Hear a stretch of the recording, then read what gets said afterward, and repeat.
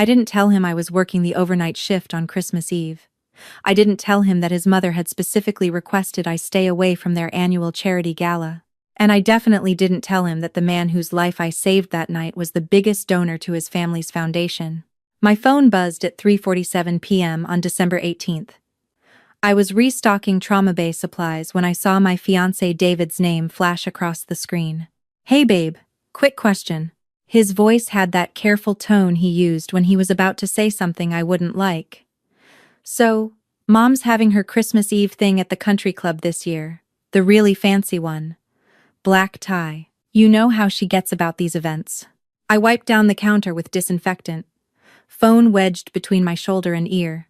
"Okay? Well, she mentioned that maybe it would be better if you sat this one out. Just this year. She has some really important donors coming, and you know how she is about first impressions and all that." I stopped wiping. "David, we've been together for 3 years. I've met your family a dozen times." I know. But this is different. This is her big charity thing.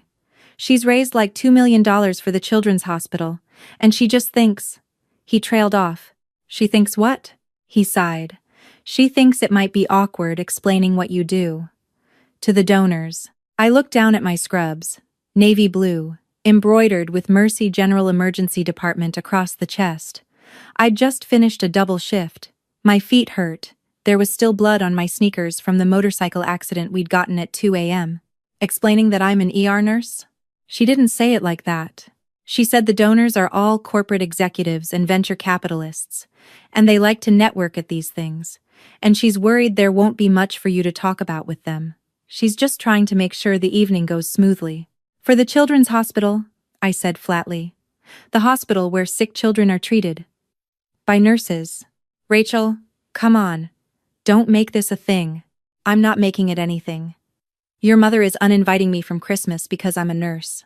"She's not uninviting you from Christmas. We'll do Christmas dinner at my apartment. Just the two of us. This is just one event. One night. Can you please just go along with it? For me?" I closed my eyes. I'd heard this before, in different variations. When his mother suggested I might want to think about going back to school for something more substantial. When his sister asked if I'd ever considered pharmaceutical sales instead, since I already knew about medicine. When his father asked if my hospital had good benefits, at least. "Sure," I said. "Whatever makes things easier. Thank you. I love you. I'll make it up to you. I promise." He hung up before I could respond. My coworker Jennifer appeared in the doorway, holding 2 coffees. "You look like you need this." I took the cup. "David's mother doesn't want me at her Christmas gala. Bad optics. I'm just a nurse," Jennifer snorted. "Just a nurse. Yeah, we only keep people from dying. Super low-level stuff." She's raising money for children's hospitals, though. The irony is apparently lost on her. Of course it is. These people always think healthcare workers are noble in theory, disposable in practice. She leaned against the counter. "You working Christmas Eve?" "Yeah. Volunteered for it. Holiday pay is time and a half, and now I have nowhere else to be." "Same. At least we can be bitter together." I managed to smile. Sounds perfect. What I didn't tell Jennifer was how much it actually hurt. Not just David's mother's rejection, but David's acceptance of it. 3 years together, and he still wouldn't stand up to his family. 3 years, and he still saw me as someone who needed to be hidden away when the important people were around. The next 6 days passed in a blur of shifts. I picked up extra hours. Anything to avoid thinking about Christmas Eve. About sitting alone in David's apartment while he smiled and networked with people his mother deemed worthy. December 24th. I arrived at work at 6 p.m. for the overnight shift. The ER was already busy. It always was on holidays. People who'd been ignoring chest pain finally came in when their family made them. Cooking accidents, stress-induced everything. And inevitably, car accidents from people rushing to get to celebrations. By 10 p.m., we'd seen 2 heart attacks, a kitchen fire victim, and a kid who'd stuck a jingle bell up his nose. I was running on coffee and muscle memory. At 10:47 p.m., the ambulance bay doors flew open. Incoming, 56-year-old male, unresponsive, possible cardiac arrest. They were performing CPR in the ambulance, I ran. We all did. That's what people don't understand about emergency medicine. When the call comes, nothing else exists. Not your tired feet, not your personal problems, not anything. There's just the patient and the clock. They wheeled him in. Expensive suit, probably tailored, gold watch. Even unconscious and dying, he looked like money. He collapsed at some event, the paramedic said, still doing compressions. Country club, black tie thing. Someone there knew CPR, kept him alive until we arrived. The country club. David's mother's gala. This man had been at the event I'd been uninvited from. I shoved the thought away. Didn't matter. Nothing mattered except the fact that his heart had stopped, and we needed to start it again. Get me the crash cart. Someone call cardiology. I need an EKG, stat. We worked. That's the only word for it. We worked like a machine. Every person knowing exactly what to do, when to do it. I'd been doing this for 7 years. 7 years of overnight shifts and holiday pay, and people's worst moments. 7 years of being just a nurse. Compressions. Intubation. Medications pushed.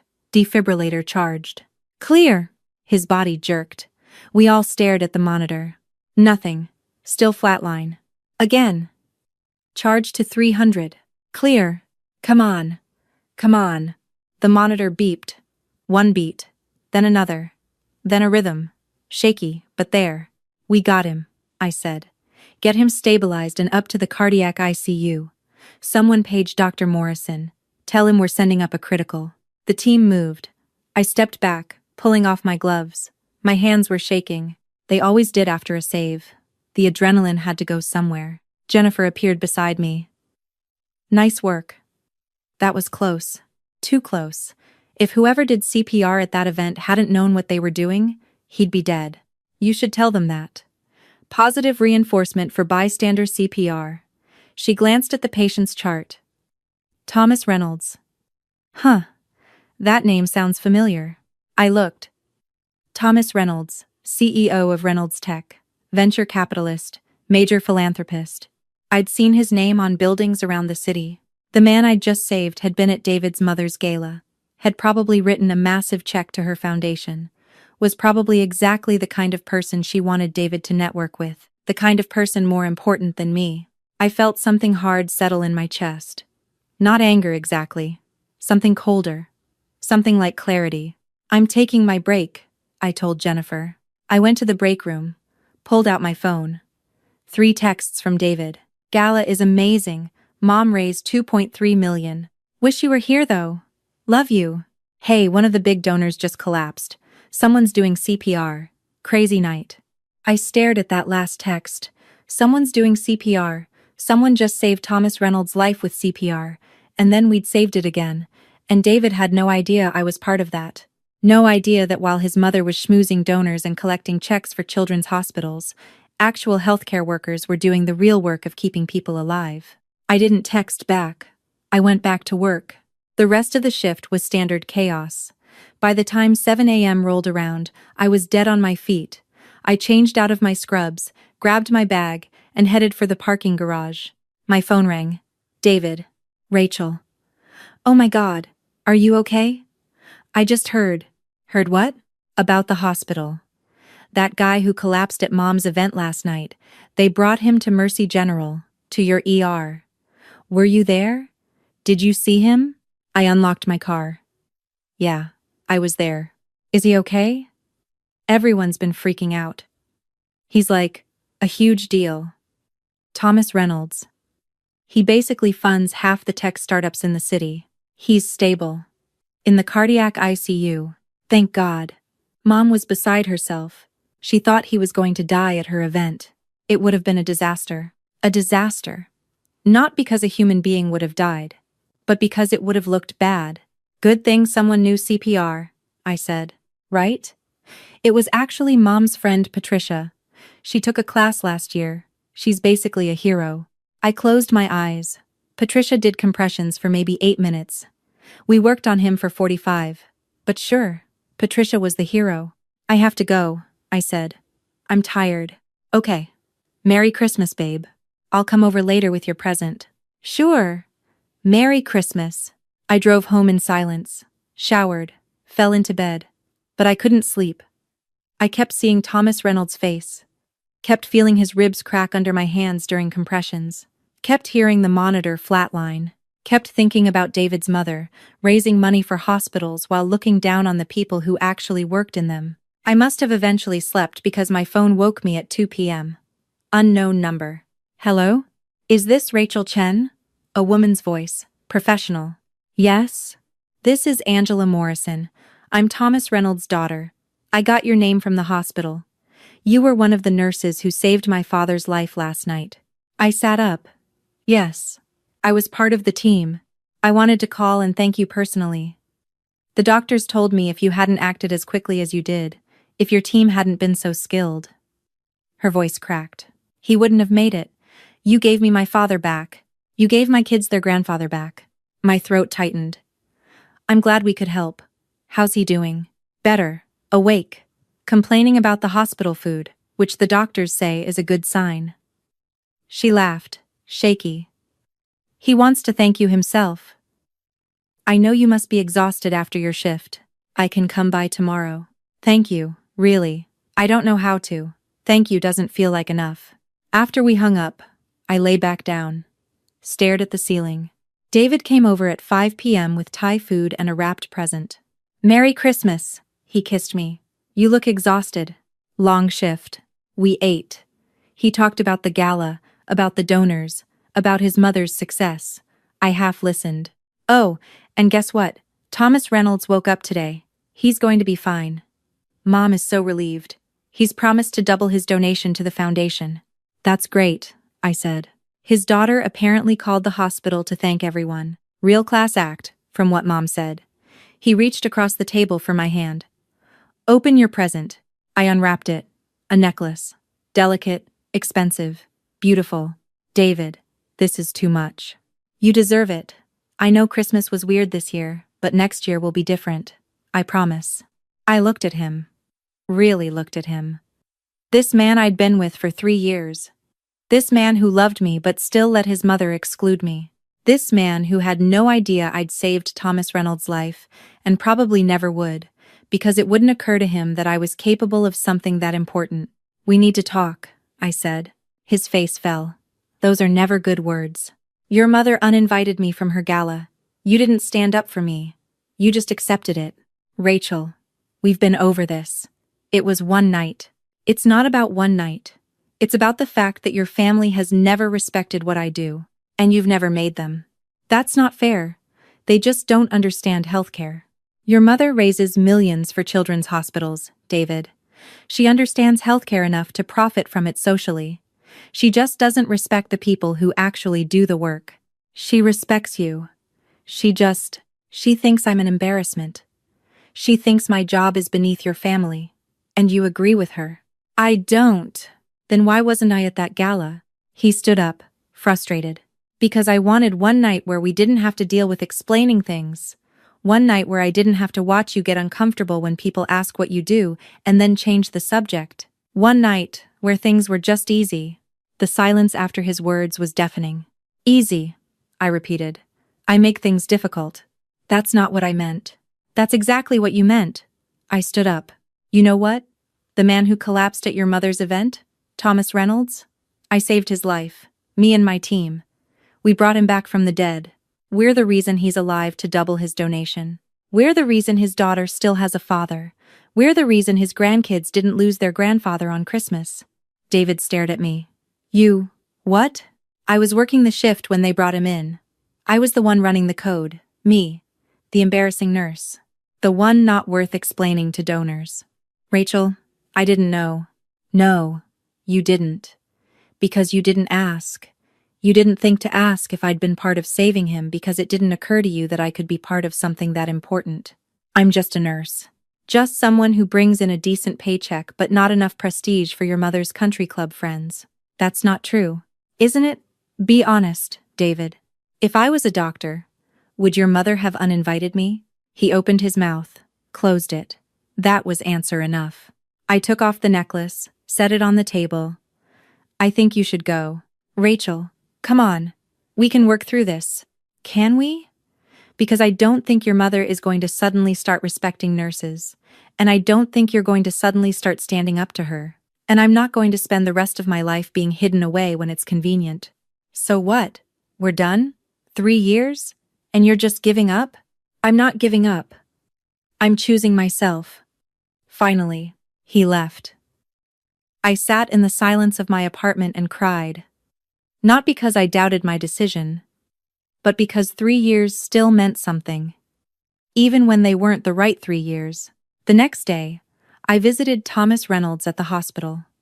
He was sitting up in bed, looking remarkably good for someone who'd been dead 12 hours ago. "Rachel Chen," he said, reaching for my hand. "The woman who saved my life. I was part of a team, Mr. Reynolds. Please, call me Tom. And I know you were part of a team. I've had about 15 different doctors and nurses in here, and every single one of them said you were the one who kept them alive while they stabilized me." He squeezed my hand. "Thank you, truly." His daughter Angela was there, along with 2 teenagers who had to be his grandkids. They all thanked me. The grandkids hugged me. I tried not to cry. "The doctors tell me I need to make some lifestyle changes," Tom said. "Less stress, more sleep, actual vacations. Apparently collapsing at charity galas is my body's way of saying I've been doing too much." "That sounds like good advice," I said. "I'm also told that the woman who did CPR on me before the ambulance arrived, Patricia something, she only knew how because she'd taken a class. A class funded by a grant I gave to the community center last year." He smiled. "Funny how things come around. I fund CPR training, someone uses that training on me, and then your team finishes the job. It's a good system when it works," I said. "You know what else is a good system? Proper funding for emergency services, proper staffing, proper pay for nurses who save lives." He leaned back against his pillows. "I'm on the board of Mercy General, have been for years, mostly writing checks and showing up to meetings, but I think I've been focused on the wrong things. Buildings and equipment are important, but the people are what matter. People like you." "Thank you, sir. That means a lot. I'd like to do something for you. For saving my life, name it." I thought about that. Thought about what I could ask for. Money? He'd probably give it. A promotion? He could make a call. But none of that felt right. "The ER needs more staff," I said. "We're chronically understaffed. Nurses are burning out. If you want to do something, fund nursing positions, competitive pay, good benefits. Make it so we can actually take care of patients without running ourselves into the ground." He nodded slowly. "Done. I'll talk to the board next week. We'll create a fund specifically for ER nursing positions, the Rachel Chen Emergency Nursing Fund. You don't have to name it after me. I want to. You saved my life. The least I can do is make sure you and others like you can keep saving lives without sacrificing yourselves in the process." I left the hospital feeling lighter than I had in weeks, maybe even years. 2 days later, I got a call from an unknown number. David's mother. "Rachel. This is Catherine Whitmore, David's mother. I think we need to talk." "Okay," I said carefully. "I heard about Thomas Reynolds. That you were part of the team that saved him." "I was. Tom called me yesterday. He's on the board of the foundation I work with. He told me about your conversation, about the nursing fund he's creating. He was quite impressed with you." "That's kind of him." There was a pause. "He also mentioned that you were David's fiancé, that you'd been together for 3 years. I didn't realize you were that serious." Of course she didn't. Because she'd never bothered to actually get to know me. "We were," I said. "We're not anymore." "Oh." David didn't mention. Another pause. "I owe you an apology. Tom made it quite clear that I was foolish to exclude you from the gala. He said anyone capable of saving his life was more than worthy of attending any event. He was quite forceful about it." "You don't need to apologize because Tom Reynolds told you to, Mrs. Whitmore." "Catherine, please. And you're right. I should apologize because it was wrong. I made assumptions about you, about your career, that weren't fair. I've spent so much time around corporate executives and venture capitalists that I forgot that the real important work is done by people like you. People who actually save lives instead of just writing checks." "I appreciate that," I said. "And I did. even though I knew she only appreciated it now because someone she considered important had told her to. Is there any chance you and David might reconcile? He's been miserable. I don't think so. David is a good person, but he needs to figure out what he actually believes in instead of just going along with what makes things easy. Until he does that, we're not going to work. That's fair. And mature. You're clearly better than what my son gave you credit for. After we hung up, I texted David. Your mom called. I appreciate the apology, but we're still done. I hope you find someone who fits into your world better than I did. Take care. He texted back immediately. You fit just fine. I was the one who didn't. Maybe that was true. Maybe he'd grow from this. I hoped he would. 3 weeks later, I was back at work on a random Tuesday night when the ER administrator came to find me. Rachel, can you come to my office? I followed her, running through every possible reason I could be in trouble. Had I forgotten to file paperwork? Missed a required training? She sat down, gestured for me to do the same. I have good news. The hospital board just approved a massive funding increase for ER nursing positions. They're creating 10 new full-time positions, all with significantly better pay and benefits than current standard. That's amazing. It's thanks to Thomas Reynolds. He's personally funding what he's calling the Rachel Chen Emergency Nursing Excellence Fund. $6 million over 5 years, specifically for ER nursing recruitment and retention. She smiled. He also specifically requested that you be promoted to charge nurse, with a substantial raise, if you're interested. I sat back. $6 million, 10 new positions, a promotion. I'm interested, I said. Good, you've earned it. And Rachel? Thank you. For saving Tom's life, for advocating for better staffing, for being exactly the kind of nurse we need leading this department. I walked out of her office and back into the ER. Jennifer was at the nurse's station. You okay? You look like you've seen a ghost. I just got promoted to charge nurse. And Tom Reynolds is funding 10 new nursing positions. Jennifer's eyes went wide. What? Are you serious? Dead serious. Holy shit, Rachel. That's amazing. She hugged me. We're going to have actual backup. Actual staffing. We might be able to take lunch breaks. Crazy concept, I said, but I was smiling. That night, I worked my shift with a lightness I hadn't felt in years. Not because of the promotion, though that was wonderful. Not because of the vindication of having Tom Reynolds prove my worth to David's family, though I'd be lying if I said that didn't feel good. But because I'd chosen myself. I'd set a boundary and held it. I'd walked away from someone who couldn't see my value, and I'd found it myself instead. 6 months later, the new nurses started. The ER ran more smoothly than it had in years. I was good at being charge nurse, it turned out. Good at managing people, at advocating for my staff, at making sure we had what we needed. Tom Reynolds came by sometimes, checking on his investment. He always made a point to thank me again, and I always told him he didn't need to. His daughter Angela and I became friends. She was a corporate lawyer, brilliant and funny, and we met for coffee every few weeks. David sent me a text on what would have been our 4-year anniversary. I'm sorry I couldn't be who you needed. You deserved better.